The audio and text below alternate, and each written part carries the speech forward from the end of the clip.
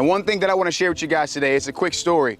And so when I went through some really tough stuff as a young man, even though I was playing baseball, I loved my sport. I got to play professionally.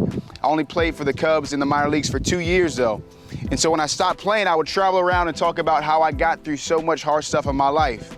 And my best friend told me the story about a golf ball. Do you guys know the story about a golf ball? Yes or no? No? Nobody knows.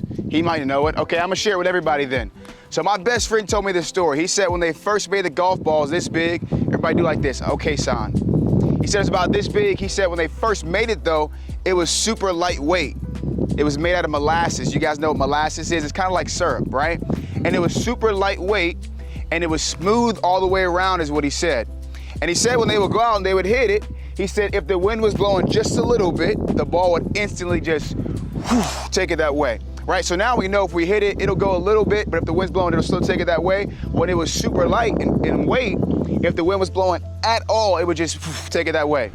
Then what they did was they put a different substance behind the golf ball, so they made it heavier. But guess what? It didn't look like this because it was still smooth all the way around, right? And then what they would do, they would go out there, they would swing and they would hit it, and it would go a little bit further, but if the wind was blowing still, it would take it that way. Then they had this new design. And before, when they used this golf ball, it had rubber bands around it and it had punctures and scratches in it when they were experimenting. And for the first time when they hit this golf ball, these little punctures and holes, it helped it cut through the wind.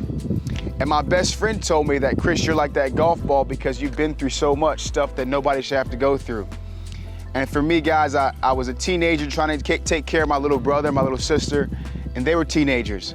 I didn't have my mom and my dad, and I was trying to figure out life. But when my best friend told me this story, it made sense to me because finally I said the things that happen to me don't happen to me, they happen for me. And so now as a young man at 26 years old, I still get to take care of my family. I get to do what I absolutely love to do, even though I'm not playing my sport anymore. Because I think about the things that hit me in life like a golf ball. So now you see how there's so many different punctures and like little dents in that golf ball? Can y'all see that?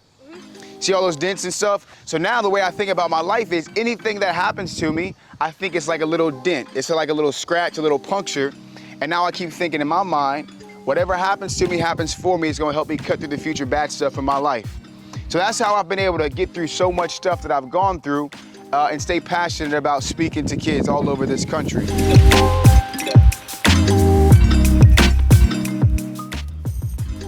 Yes.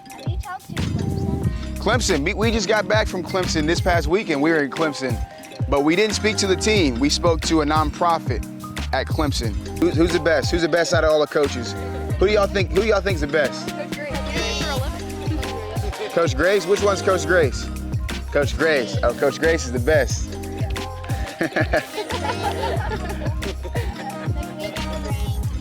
Oh, that's cool.